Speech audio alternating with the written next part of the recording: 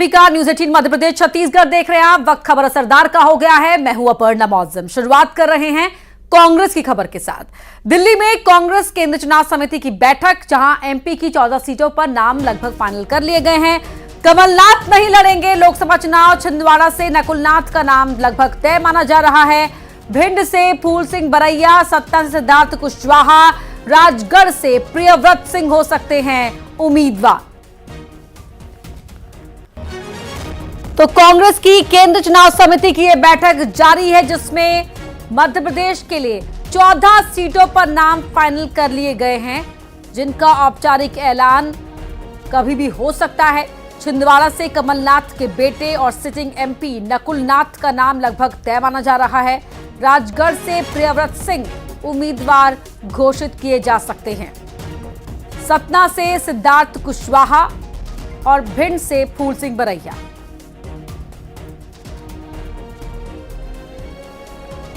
शिवम प्रताप दिल्ली से हमारे सहयोगी हमारे साथ लाइव जुड़ रहे हैं इसी खबर पर। शिवम, क्या कह रही है, क्या जानकारी मिल पाई है सीईसी की इस बैठक को लेकर?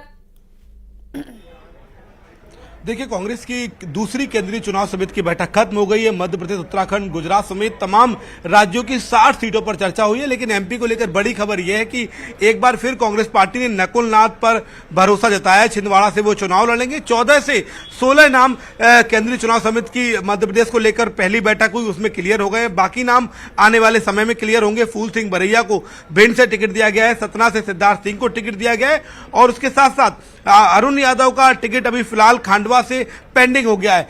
कल मंगलवार को कांग्रेस की मध्य प्रदेश को लेकर पहली सूची जारी हो सकती है। फिलहाल बड़ी खबर यह है कि 14 से 16 ऐसे नाम हैं 29 में से, जिन पर मध्य प्रदेश के कांग्रेस उम्मीदवारों को लेकर मुहर लग गई है।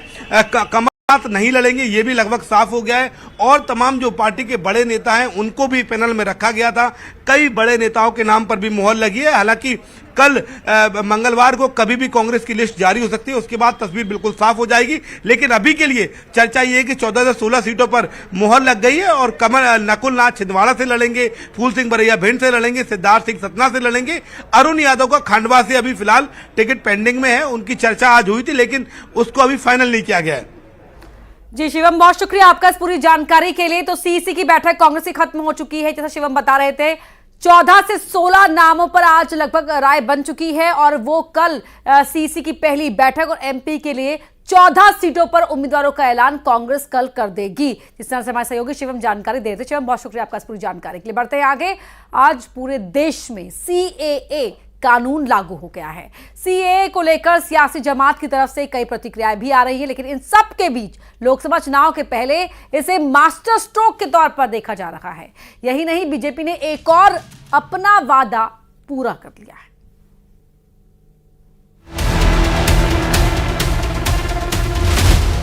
सीएए देश का कानून है, इसको कोई रोक नहीं सकता और हम सीएए को लागू कर पीएम मोदी जो कहते हैं वो करते हैं। इस बात पर यकीन करने वाले करोड़ों हैं और हो भी क्यों ना, पीएम ने एक और वादा पूरा कर लिया है। सीएए यानी कि नागरिकता संशोधन कानून लागू हो चुका है। केंद्रीय गृह मंत्रालय ने इसे लेकर नोटिफिकेशन जारी कर दिया है। इस कानून के तहत 3 देशों के अल्पसंख्यकों को नागरिकता मिलेगी। बांग्लादेश, पाकिस्तान और अफगानिस्तान के नागरिकों को नागरिकता मिलेगी। हिंदू, ईसाई, सिख, जैन, बौद्ध और पारसियों को नागरिकता मिलेगी। 31 दिसंबर 2014 से पहले आए लोगों को इसका फायदा होगा। उधर इस मसले पर सियासत भी चमकने लगी है। विपक्ष को जाहिर है कि कानून रास नहीं आ रहा और कुछ संगठन भी हैं जो इसके विरोध में हैं। हिंदू मुसलमान करेंगे, भारत पाकिस्तान करेंगे, भारत बांग्लादेश करेंगे। ये खेल, आखिरी खेल उनका चल रहा है। चलने दो, लागू होने दो। 370 भी हटाया, क्या किया कश्मीर में? कश्मीरी पंडित आ गए घर में। ये खेल करते रहते हैं लोग। बोला ना 370 हटा के, अभी 370 हमने हटा दिया है। ये कांग्रेस को नहीं, जमा हमने किया। कश्मीरी पंडित आ गए नहीं, पीओके आ गया, लाने वाले थे। नोटिफिकेशन जारी हुआ। अब नोटिफिकेशन क्या है उसको पूरी तरीके से पढ़ना होगा, और जैसा मैंने अर्ज़ किया कि अपनी लीगल कमेटी उस नोटिफिकेशन को उस सिलसिले में जो कानून फ्रेम किए गए हैं उसको पढ़ेगी और उसके बाद अपनी रिपोर्ट पेश करेगी। उसके बाद ही कोई बात कही जा सकती है। लेकिन मेरी सबसे यही गुजारिश है कि किसी तरीके से पैनिक में मुब्तला ना हो, अमन अमान कायम रखें। और इससे जितने भी बयानात आ रहे हैं उससे ये बात तो जाहिर हो रही है, साबित हो रही है कि किसी की सिटीजनशिप नहीं जाएगी। उधर जैसे ही नोटिफिकेशन की जानकारी लोगों तक पहुंची, जश्न मनाना शुरू हो चुका था। इंदौर के सांसद शंकर ललवानी के साथ लोग भारत माता की जयकारा लगाते नजर आए।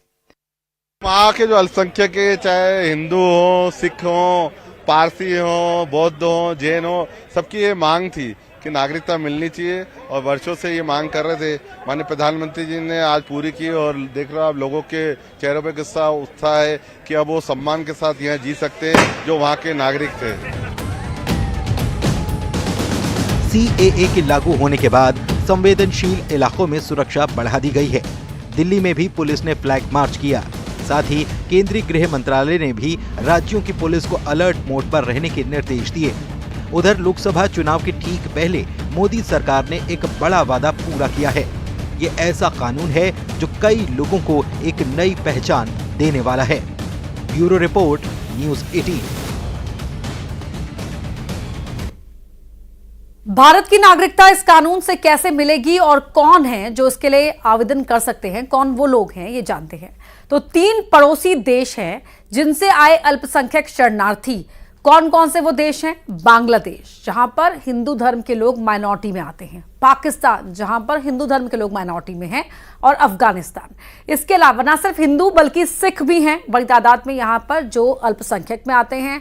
बौद्ध हैं, जैन, ईसाई और पारसी, ये सभी शरणार्थी भारत में अब नागरिकता के लिए आवेदन दे सकते हैं। क्यों ये आवेदन दे रहे हैं? क्योंकि धार्मिक उत्पीड़न की वजह से, क्योंकि इन देशों में ये अल्पसंख्यकों में आते हैं और यहाँ पर धार्मिक उत्पीड़न हो रहा है, धार्मिक तौर पर इन्हें प्रताड़ित किया जा रहा है। तो ऐसे में इन्होंने देश छोड़कर भारत में नागरिकता के लिए ये आवेदन अप्लाई कर सकते हैं। अवैध तरीके से जो लोग भारत में दाखिल हुए हैं 31 दिसंबर 2014 से पहले भारत आए शरणार्थी, वो अप्लाई कर सकते हैं। वैध तरीके से भारत आकर यही रुकने वाले लोग अप्लाई कर सकते हैं। CAA की तीसरी लिस्ट की जो अनिवार्यता पूरी करने वाले हैं वो यहां पर अप्लाई कर सकते हैं नागरिकता के लिए, भारतीय नागरिकता के लिए। अब आपको पूरा प्रोसेस जो है नागरिकता पाने का वो बताते हैं। नागरिकता पाने की पूरी प्रक्रिया क्या है, इसके लिए बाकायदा एक ऑनलाइन पोर्टल भी तैयार किया गया है जहां पर आप ऑनलाइन रजिस्टर खुद को कर सकते हैं। जो आवेदक हैं उन्हें यह बताना होगा इस ऑनलाइन पोर्टल में रजिस्टर करते समय कि उन्होंने किस साल में देश के अंदर प्रवेश किया था। जो भी एप्लीकेंट होगा, यानी कि जो भी अप्लाई करेगा, जो आवेदक होगा, उससे कोई भी डॉक्यूमेंट नहीं मांगा जाएगा। जो मामले लंबित पड़े हुए हैं उन्हें ऑनलाइन ट्रांसफर किया जाएगा। विस्थापितों को ऑनलाइन आवेदन करना होगा। गृह मंत्रालय जो आवेदन उसके पास आएंगे वो उसकी जांच करेगा और जांच के बाद ही अप्लाई करने वाले को भारत की नागरिकता मिल पाएगी। तो इस तरह से आवेदक जो है वो अप्लाई कर सकते हैं। ऑनलाइन रजिस्ट्रेशन का भी ये पूरा पोर्टल तैयार कर लिया गया है। तो अब कानून जो है वो बन चुका है CAA का। किसने क्या कहा, इस पर क्या रिएक्शंस आ रहे हैं वो भी आपको बताते हैं। असदुद्दीन ओवैसी कह रहे हैं कि सड़क पर आने के अलावा और कोई रास्ता नहीं बचा है। ये ओवैसी का बयान आया है। SP प्रमुख अखिलेश यादव कह रहे हैं कि जनता बीजेपी की भटकाने वाली चाल समझ गई है। वो CAA को बीजेपी की भटकाने वाली चाल बता रहे हैं। P विजयन कह रहे हैं केरल में लागू नहीं करेंगे। ममता बनर्जी कह रही है कि किसी भी तरह का भेदभाव मंजूर नहीं है, लागू नहीं करेंगे। दिग्विजय सिंह कह रहे हैं कि अगर करना ही था तो चुनाव के बाद लागू करते CAA, पहले करने का क्या मतलब है, क्योंकि उनका यह कहना है कि सीधा फायदा बीजेपी को मिलेगा। अब आपको प्रधानमंत्री मोदी और अमित शाह के संकल्प के बारे में बताते हैं। बीजेपी ने जो भी वादा किया है अब तक उसे निभाया है, यानी कि जो भी बीजेपी के एजेंडे में शामिल रहा है उसे पूरा किया गया है। कैसे? कश्मीर से धारा 370 को हटा दिया गया, ये बीजेपी ने पहले दिन से कहा था। अयोध्या में भव्य राम मंदिर का निर्माण होगा, सुप्रीम कोर्ट के फैसले के बाद वो हुआ और तय समय के अंदर हुआ। सेना में OROP की बात कही गई थी, यानी कि 1 रैंक 1 पेंशन की बात कही गई थी, वो किया। 3 तलाक से जो मुस्लिम बहनों के साथ अन्याय हो रहा था, उस अन्याय को देखते हुए 3 तलाक की प्रथा को खत्म करने के लिए कानून लाया गया। मातृशक्ति के लिए 33% आरक्षण लागू किया गया और अब CAA को भी देश में लागू कर दिया गया है, उसकी नोटिफिकेशन जारी किया गया है। CAA लागू होते ही अमित शाह का ट्वीट आया, गृह मंत्री अमित शाह का, लिखा कि मोदी सरकार ने आज CAA लागू कर दिया है, इससे धार्मिक तौर पर पीड़ितों को मदद मिलेगी। बांग्लादेश, पाकिस्तान, अफगानिस्तान के लोगों को इससे नागरिकता मिलेगी। हिंदू, सिख, बौद्ध समुदाय को नागरिकता में मदद मिलेगी। CAA से पारसी, ईसाई शरणार्थियों को नागरिकता में मदद मिलेगी। यानी कि हिंदू, बौद्ध, जैन, पारसी, ईसाई, इन तमाम लोगों को मदद मिलेगी। विपक्ष का सवाल है कि मुस्लिम शामिल क्यों नहीं है?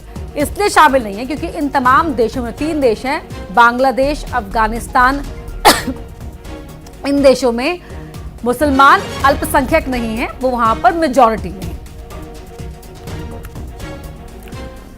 CAA लागू करने पर मध्य प्रदेश के मुख्यमंत्री डॉक्टर मोहन यादव ने कहा कि एक और ऐतिहासिक निर्णय है। मानवता के कल्याण के लिए समर्पित प्रधानमंत्री नरेंद्र मोदी के नेतृत्व में आज एक और महत्वपूर्ण कदम उठाया गया है। पीएम मोदी, गृह मंत्री अमित शाह का आभार।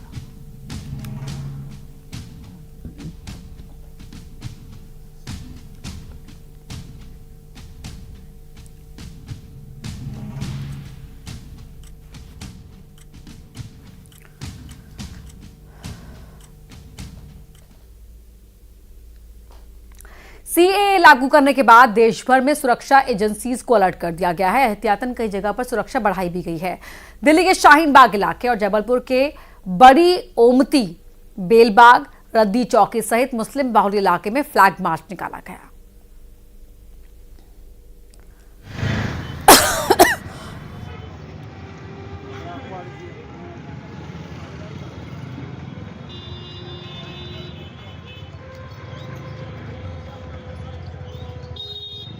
दिल्ली के शाहीन बाग इलाके में भी, इसके अलावा जबलपुर में बेलबाग, रद्दी चौकी, जहां मुस्लिम बाहुल्य इलाके हैं, यहां पर फ्लैग मार्च निकाला गया है।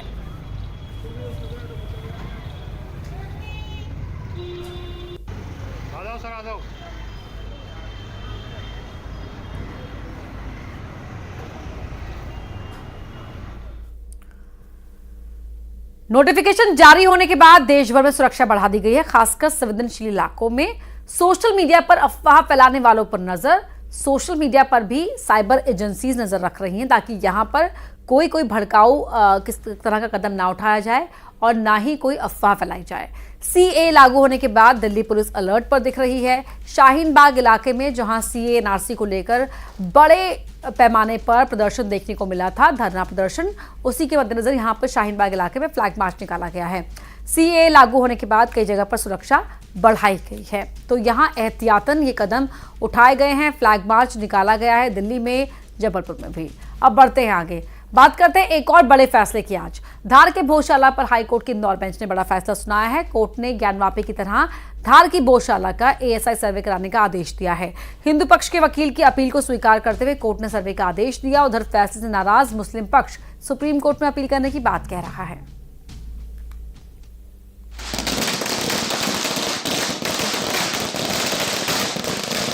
भोजशाला के सामने आतिशबाजी करते ये लोग हिंदू संगठन के हैं। राजा भोज के जयकारे लग रहे हैं। ये वही राजा भोज हैं जिन्होंने भोजशाला का निर्माण कराया था, लेकिन समय के काल में भोजशाला का स्वरूप बदला और विवादों में आ गया। हिंदू संगठनों ने भोजशाला को मां सरस्वती का मंदिर बताया, तो वहीं मुस्लिम संगठन सालों से मस्जिद में नमाज पढ़ने का तर्क देता आया। दोनों पक्षों का विवाद हाईकोर्ट में गया। सामाजिक संगठन हिंदू फ्रंट फॉर जस्टिस ने भोजशाला के ASI सर्वे की मांग को लेकर याचिका लगा दी और इस याचिका पर ही कोर्ट का फैसला आया है। मूर्ति है और भाई कई गोमूत्र है, कई चीज़ जो सामने दिख रही है वो खुदे करेंगे तो और भी कुछ निकलेगा।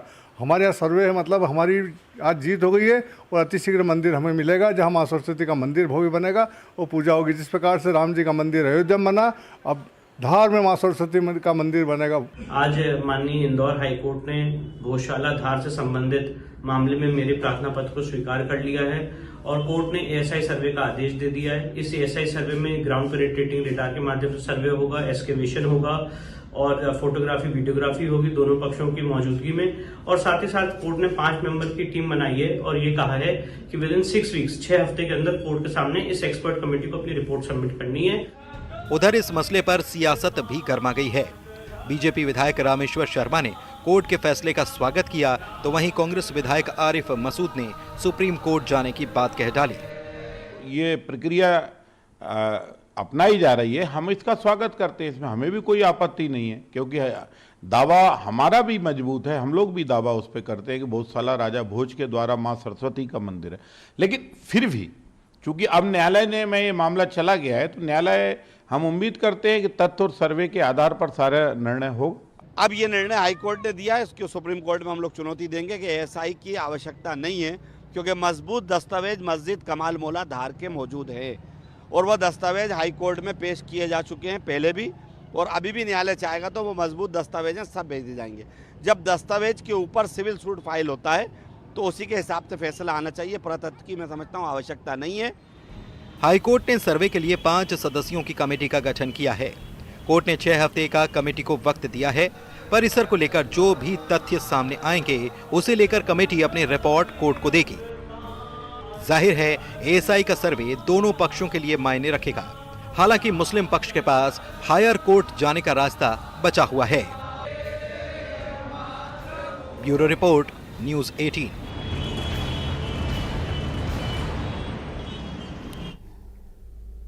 इंदौर में जीएसटी चोरी को लेकर बड़ा घोटाला सामने आया है। दावा किया जा रहा है कि जीएसटी में कई कंपनियों ने करोड़ों रुपए की चोरी की है। इसको लेकर जीएसटी से शिकायत की गई थी। 1 साल से जांच चल रही है, लेकिन अब तक विभाग के हाथ कुछ नहीं लगा है। कहा जा रहा है कि जांच में 1000 करोड़ रुपए के टैक्स चोरी का खुलासा हो सकता है।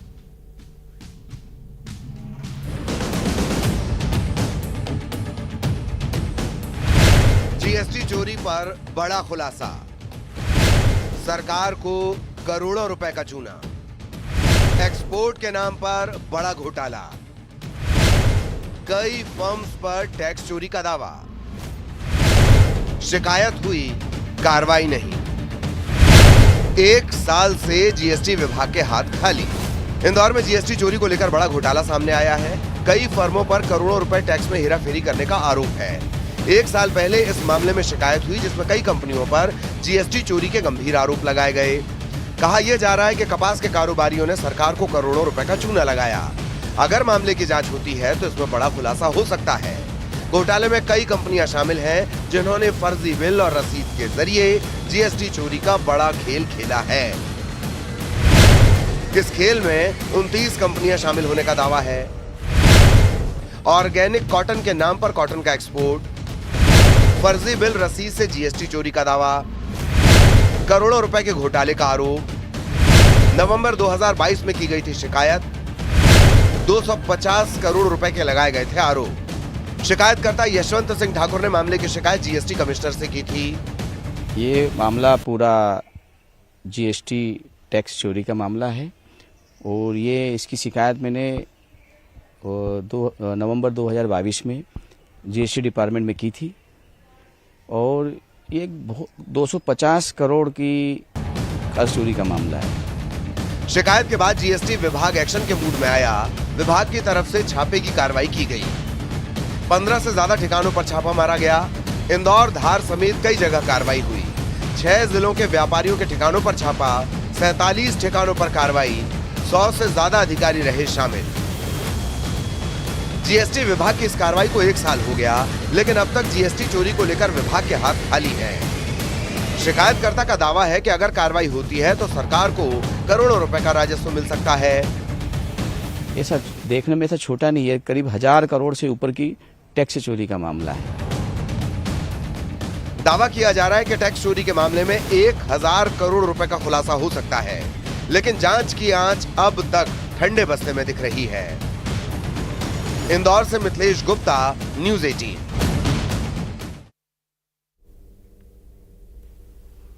यहाँ वक्त हो गया एक छोटे से ब्रेक का, जल्द लौटते हैं।